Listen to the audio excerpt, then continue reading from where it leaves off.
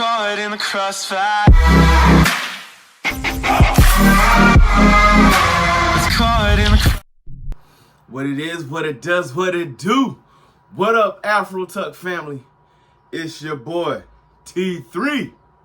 About to do this thing on a Tuesday. I told y'all I was coming back. Told y'all I was going to be here. But you know the game. Now pull up. Boom. Man.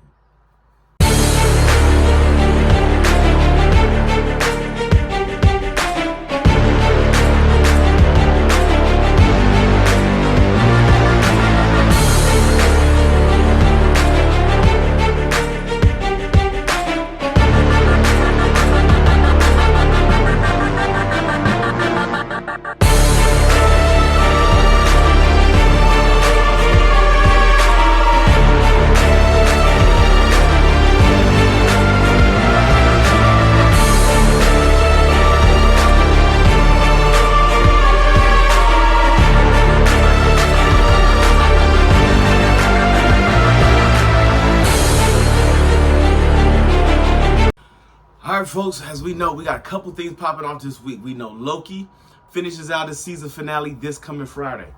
Also, this coming Friday is the Marvels drops is here. I was surprised. I'm watching Monday Night Football, and I'm like, oh my God, it is the 10th. It is that time. Yo, the month of November is going to be an amazing time for people who love movies, animes, shows. Son, Christmas. In December, they are playing all our Christmas favorites. National Lampoon's Christmas Vacation, The Grinch, The Polar Express, Elf are all going to be in theaters. So I implore all my Afro Tuck Nation family, Geek Town, let's get down, let's do this, let's rally and get together to go watch all these phenomenal movies and things that we're getting ready to get down. I have a beautiful audiobook that I gotten into. We're going to discuss later on this week. Can't wait. Yesterday was November 6th. For all our Stranger Things fans, Season 5 is getting ready to drop. All information is getting ready to hit the wave. Why is November 6th so important? Because Will, the young man from Season 1 that disappeared into the Upside Down, that's when everything began for Stranger Things in the month of November 6th. Yo, we always talk about V for Vendetta. Never forget the 5th of November. Yo, let's not forget the 6th of November when Will went into the Upside Down for the first time, when we came across all things crazy, when we came across all things wild. Season 5, the final season. This is the final chapter in the book. So we're going to be looking really good and getting forward to it. As you can see, your man has got live energy today. Coffee is how we get down on that thing on right now. But we're here to talk about episode 5, Loki. Probably one of the most confusing of all the episodes that is out there because it's leaning to a big twist. Now, I am hoping that it's not going to be a lot like when we were watching Secret Invasion, where you're leading me all the way up to this final moment and you get the ending and you're like, okay, it was cool, but it didn't hit that mind-blowing piece. Season 1, the final episode, when you come across Kang the Conqueror, you knew it was about to blow up. Well, this is supposed to be having the same effect. This is supposed to affect things that goes on with Deadpool, with Wolverine, with that movie coming up, the X-Men coming out. This is like the branching point of the timelines. There are rumors about Tony Stark's coming back, Black Widow coming back because of something that's happening in the timeline. These are all rumors. Nothing's been confirmed yet. Mr. Google be putting out all these lies sometimes. So you got to watch what you're following and saying and thinking. But it's a thing to keep your eye out on because they're doing so much in the Marvel Universe as they're getting ready to go about things. So Loki, episode 6, he's popping in and out again. Because if you remember from episode 4, episode 5 is what we're talking about. Episode 4 is when everything just went haywire and everything blew up. Kang the Conqueror, He Who Remains, his variant disappears. Apparently Sylvie found a way to get out before everything just went to haywire. And then Loki's body goes back to where he's reverting.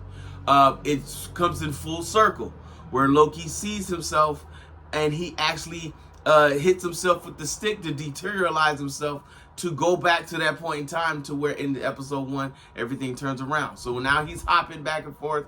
He's all over the place. We know what's happening. Well, we don't know what's happening. He can't figure out, but he keeps showing up to where everybody's timeline is.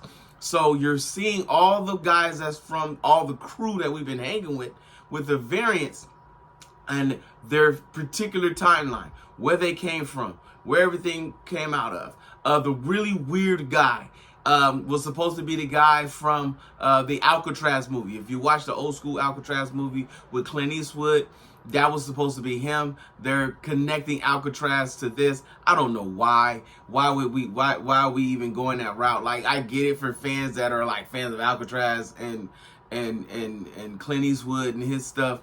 Fine, it's great, but that has no bearing on what I need to do in my life. You know what I mean? So we connect there.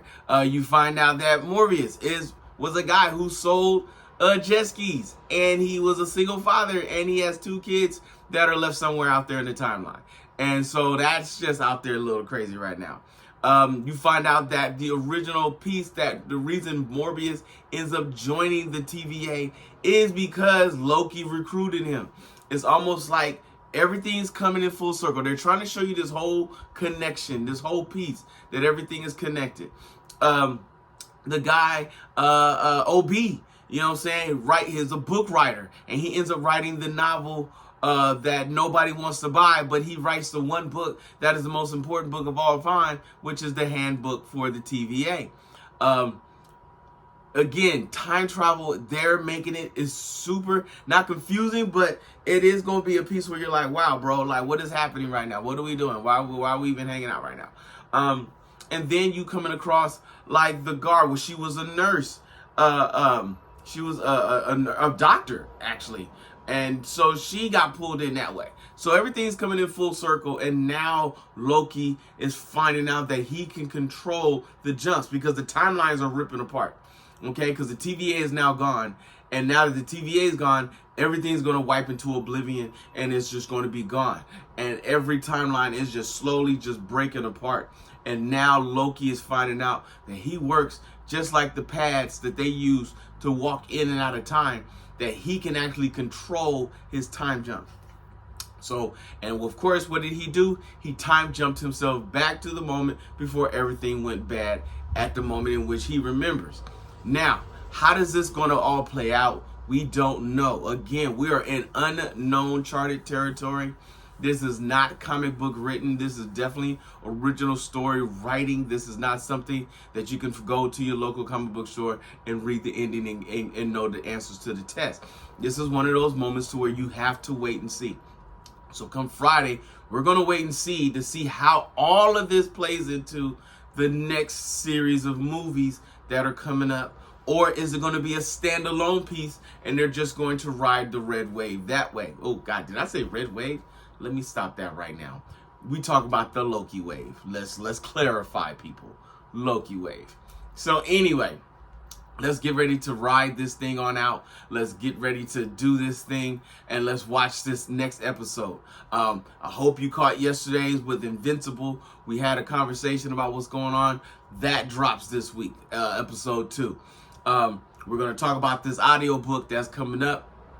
There's so many things to get down on. I know I'm jumping into the point that's actually in segment number 3, but you know what? Bump it. 2 tears in a bucket is what we do. It's how we roll down. Ha! If you see your mans in the streets, hit them with the beats and hit them with a jingle jangle, baby. Jingle jangle.